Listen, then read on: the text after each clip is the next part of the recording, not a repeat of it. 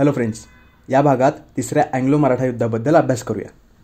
1817 ते 1818 या कालावधीत ब्रिटिश ईस्ट इंडिया कंपनी आणि मराठा लष्कराला पुन्हा एकदा मैदानात उतरावे लागले। याआधी या युद्धाची पार्श्वभूमी समजून घेण्याचा प्रयत्न करू। आपण मागील 2 ते 3 भागात बघितले आहे की मराठा आपले साम्राज्य आपल्या सरदारांना विविध प्रांतावर नेमून आपल्या राज्याचे प्रशासन करत आणि जेव्हा जेव्हा हे युद्धात उतरायचे तेव्हा तेव्हा ते आपल्या लष्कराबरोबर पिंडाऱ्यांना घेऊन जायचे। हे पिंडारी मराठा लष्करासोबत एक भाडेकरू सैन्य तुकडीप्रमाणे सामील व्हायचे, पण हे मराठ्यांकडून कोणताही मोबदला मागत नव्हते। मग त्यांना यात काय फायदा व्हायचा? तर हे लोक जेव्हा युद्ध संपायचे त्यावेळी त्या जिंकलेल्या प्रदेशात लूट करून घ्यायचे आणि हाच त्यांचा मोबदला होता। मराठ्यांनी सुद्धा त्यांना परवानगी दिली होती। हे पिंडारी कोणत्या एका जाती धर्माचे नव्हते। यांच्यात हिंदू, मुस्लिम, अफगाणी, उच्च जातीचे, अस्पृश्य जातीचे असे सर्व प्रकारचे लोक सामील होते। पण दुसऱ्या अँग्लो मराठा युद्धानंतर मराठे खूप कमजोर झाले होते। ब्रिटिश ईस्ट इंडिया कंपनीचे नियंत्रण त्यांच्यावर वाढत चालले होते। यामुळे आता मराठे कोणत्याही भागात आक्रमणासाठी जात नव्हते। तर या पिंडाऱ्यांना मिळणारी आता लूट थांबली होती। त्यांचे उत्पन्नाचे साधनच बंद झाले होते। पुढे त्यांनी स्वतःहून आजूबाजूच्या प्रदेशात लूटमार करण्यास सुरुवात केली। या दरम्यान त्यांनी हैदराबादचा नवाब, कर्नाटकचा नवाब, मलबारचा प्रदेश आणि इतकेच नाही तर ब्रिटिश ईस्ट इंडिया कंपनीच्या काही भागांवर सुद्धा चढाई करून लूटमार केली। याला आता तत्कालीन गव्हर्नर लॉर्ड हेस्टिंग्स हा कंटाळा होता। लॉर्ड हेस्टिंग्सने पिंडाऱ्यांना संपवण्याचे धोरण आखले आणि त्यांनी पिंडाऱ्यांवर 1817 साली आक्रमण केले। पण हे पिंडारी मराठा लष्कराचा भाग होते। मग हे आक्रमण मराठ्यांना सहन झाले नाही। ही पिंडाऱ्यांना संपवण्याची मोहीम लॉर्ड हेस्टिंग्सने सुरू केली होती ती 1817 पासून ते 1818 पर्यंत, आणि याच दरम्यान तिसरे मराठा युद्धसुद्धा सुरू होते। म्हणजे पुढे तिसरे युद्ध बघताना हे लक्षात राहू दे की याच्यासोबत पिंडारी युद्धसुद्धा सुरू आहे। म्हणजे तिसऱ्या अँग्लो मराठा युद्धाचे कारण तर या पिंडाऱ्यांनी तयार केले होते। कारण पिंडाऱ्यांवर अटॅक म्हणजे मराठी अस्मितेवर ब्रिटिशांनी केलेले आक्रमण असे मराठ्यांना वाटत होते। त्यामुळे मराठ्यांना आता ब्रिटिश ईस्ट इंडिया कंपनीला धडा शिकवायचा होता। पण आपण बघितले आहे की दुसऱ्या युद्धात झालेल्या तैनाती फौजेच्या स्वीकारामुळे ब्रिटिश ईस्ट इंडिया कंपनीने प्रत्येक मराठाच्या प्रांतात आपल्या ब्रिटिश फौजेच्या तुकड्या ठेवल्या होत्या। म्हणजे मराठा साम्राज्याने सुद्धा तैनाती फौजेचे धोरण स्वीकारले होते। या तुकड्या मराठा लष्करात राहून त्यांच्या हालचाली व योजनांवर बारीक नजर ठेवून होत्या। आणि याच काळात बडोद्याच्या गायकवाडांच्यात आणि पेशव्यांच्यात काही आर्थिक कारणावरून वाद सुरू होते आणि सयाजीराव गायकवाडांनी त्यांचे मंत्री गंगाधर शास्त्री याला पुण्याला पाठवले।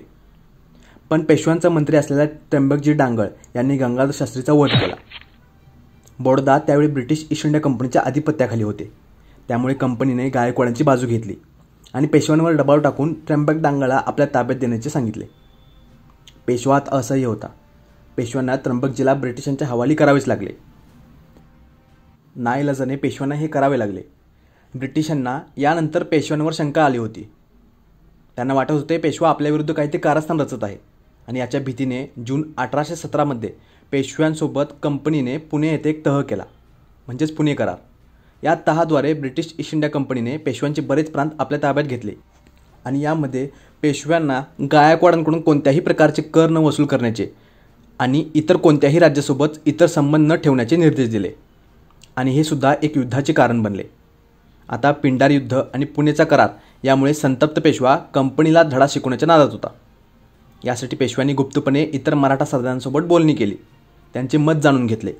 कारण दुसऱ्या युद्धादरम्यान ब्रिटिश ईस्ट इंडिया कंपनीने स्वतंत्रपणे इतर मराठा सरदारांसोबत काही करार करून ठेवले होते आणि हे करार करून ब्रिटिश ईस्ट इंडिया कंपनीने पेशवा आणि मराठा सरदारांमध्ये फूट पाडली होती।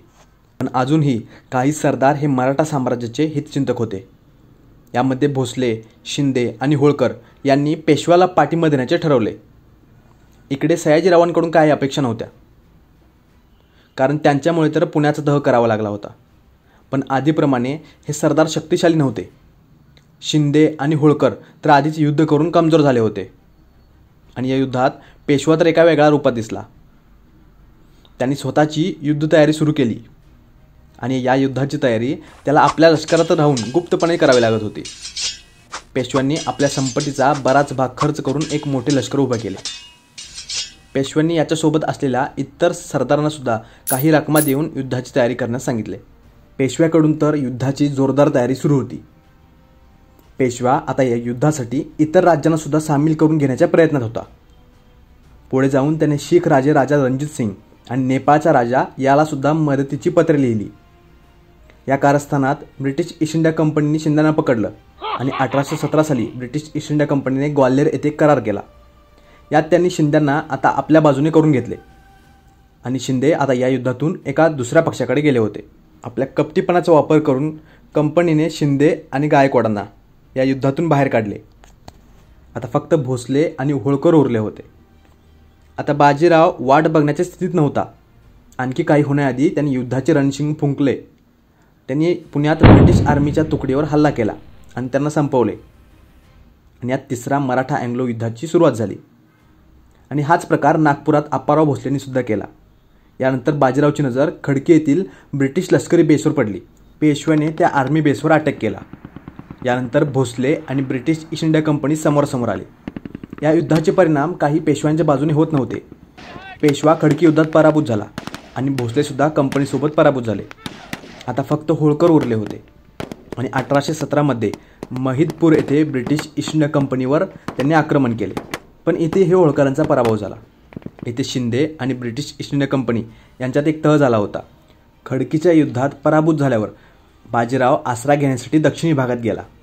पण ब्रिटिश ईस्ट इंडिया कंपनीला धोका वाटत होता, कारण बाजीराव दक्षिणेतून पुन्हा आक्रमण करू शकत होता. यामुळे कंपनीने काही अतिरिक्त लष्करी तुकड्या पुण्यात बोलावून घेतल्या. यातलीच एक तुकडी पुण्याकडे येत होती.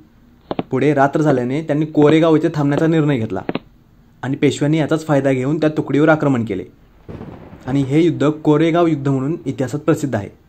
पण याही युद्धात बाजीरावचा पराभव झाला. आता काही कालावधीसाठी बाजीराव आपला जीव वाचवत इकडे तिकडे भटकत होता. मात्र कंपनीने बाजीरावाला पकडण्याची पूर्ण तयारी केली होती. सारख्या पराभवाने बाजीरावचे लष्करसुद्धा कमजोर होते. आता पर्याय नव्हता. बाजीराव 1818 मध्ये ब्रिटिशांना शरण आला. आता पेशवाई संपुष्टात आली आणि तिसरे अँग्लो मराठा युद्धही संपले. जितका प्रांत ताब्यात आला त्या प्रांताला बॉम्बे प्रांतात विलीन करण्यात आले. ज्या प्रदेशावर बाजीरावाच्या पूर्वजांनी बऱ्याच वर्षापर्यंत राज्य केले त्याच भागातून बाजीरावला काढून कानपूरमधील एका बिटूर नावाच्या गावात पाठवण्यात आले. बाजीरावाला कंपनी कैदसुद्धा करू शकत होती, पण कंपनीला भारतातील इतर राज्यकर्त्यांसमोर एक संदेश ठेवायचा होता. कंपनीविरुद्ध तैनाती फौजेच्या धोरणाचा स्वीकार करून काही कारस्थान केले तर त्यांचे हालसुद्धा बाजीरावाप्रमाणे होणार होते. यानंतर छत्रपतींचे वंशज म्हणजे राजे प्रतापसिंग यांना साताऱ्याच्या गादीवर बसवण्यात आले. यानंतरचे संपूर्ण आयुष्य बाजीरावांनी कंपनीचे पेन्शनवर घालवले. त्याचबरोबर मराठ्यांना सुद्धा आणि 1818 मध्ये कंपनीने पिंडारांना सुद्धा संपवण्याचा प्रयत्न केला. यांच्यातील आमिर खान आणि करीम खान हे नेतृत्व कंपनीला शरण आले. यांच्यातील चितू खान हा पळून गेला. इंडियन हिस्ट्री व इंडियन पॉलिटी डिटेलमध्ये समजून घेण्यासाठी बुक्सतावा प्लेलिस्टला फॉलो करा. Thank you for watching and supporting बुक्सतावा.